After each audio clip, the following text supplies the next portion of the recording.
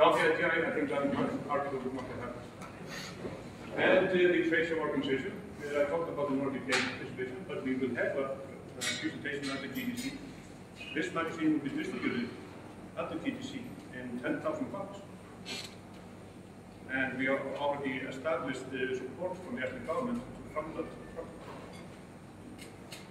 Something that the Icelandic government has rarely done until now is to support the Icelandic gaming. So having an association like that is definitely providing us with some support and recognition. The future. I love this slide. I hope you can see it clearly. This is Avatar versus Modern Warfare 2. Some numbers. These are long numbers. Now, just so you guys can see here, oh, there I will sit down.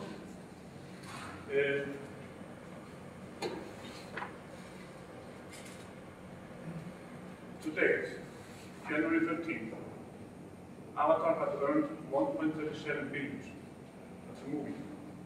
Everyone sees it, right? That single game has earned $1 billion.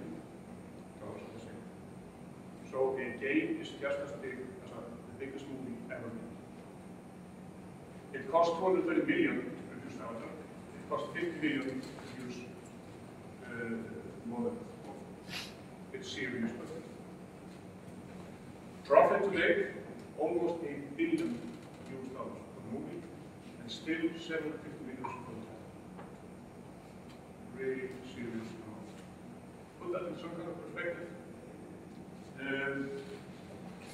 Titanic here has earned a total of 1.8 billion, and I think Avatar has actually crossed the $2 billion mark. 2 billion is about 1.4 billion euros. The entire ice thing is about 3 billion euros. So you guys make one title, and you take care of us. Now there's some other interesting things in here. This is the biggest movie ever. This is it, right? It's new. It has some new technology. There's no other movie that has sold as many tickets and earned as many revenue. And it's still only at $2 billion. Guitar Hero earned $2 billion. That's just one title. And World of Warcraft, it's earning $100 billion per month.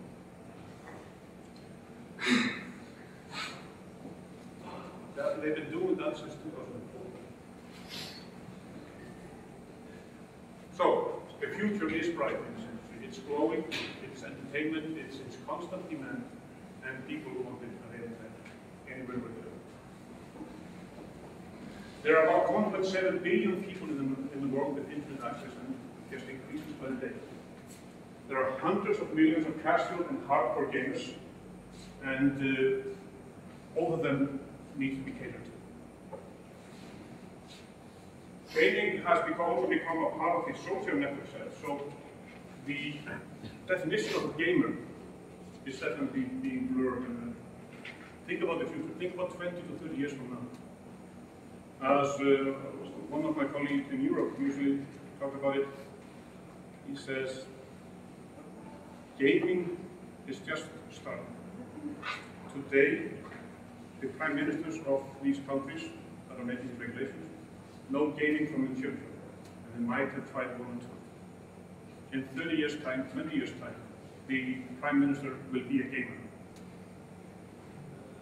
Because for the generation that is born after 1980, basically has games as part of the culture, part of the culture. So it's only about the game. And there are still 6.5, 6.7 billion people in the world, and only 1/3 of them already has internet. In the future, they will all, almost all.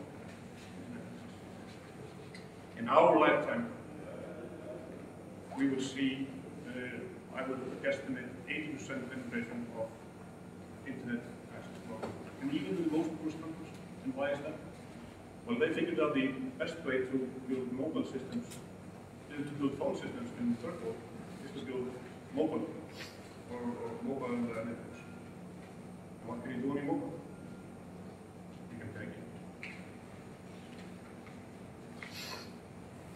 as I said, the blur between a gamer and just a regular internet user is definitely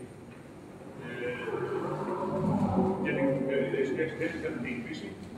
How many of you play Farmville on Facebook? Nobody wants that many? They say almost half of the people using Facebook are playing Farmville. One reason. And we see all the applications, all the apps.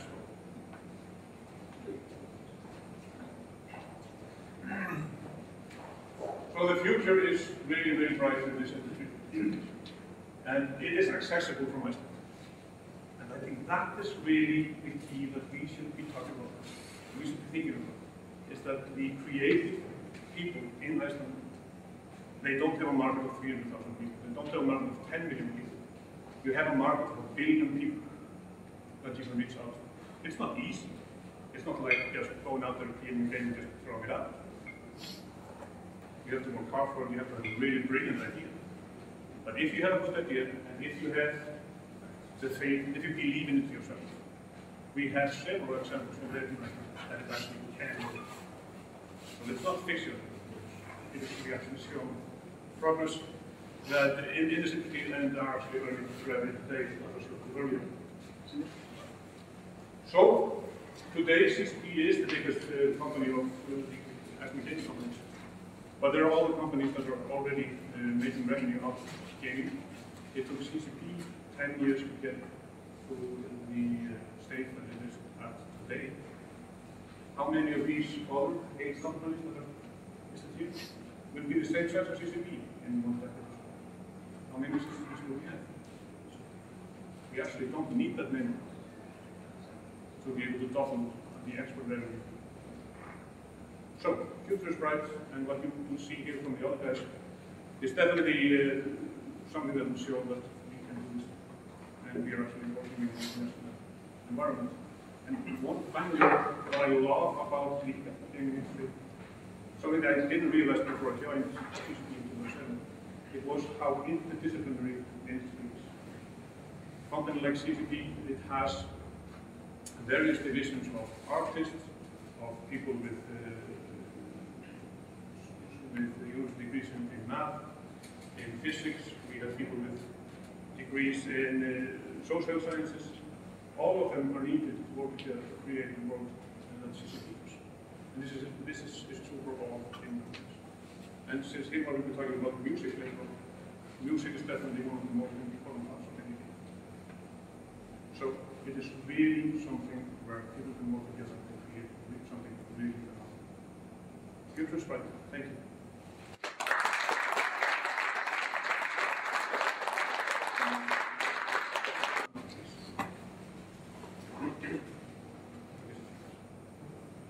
No, sorry.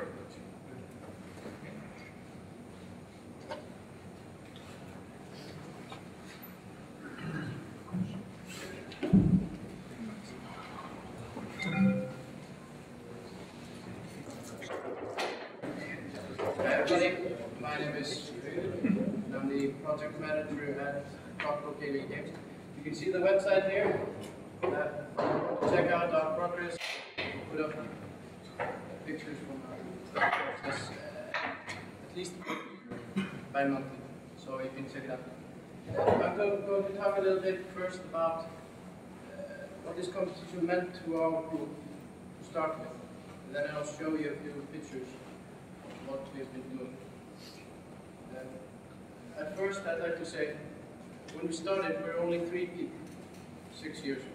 So, and no matter how much we advertised for artists, for programmers, none would join. So when the IGI competition started at first, we were really, really excited because finally we had a platform to advertise for artists, being believable, not being just kids playing computer games. So what the IGI did for us, we could hire and get team members. You can see a few of them there.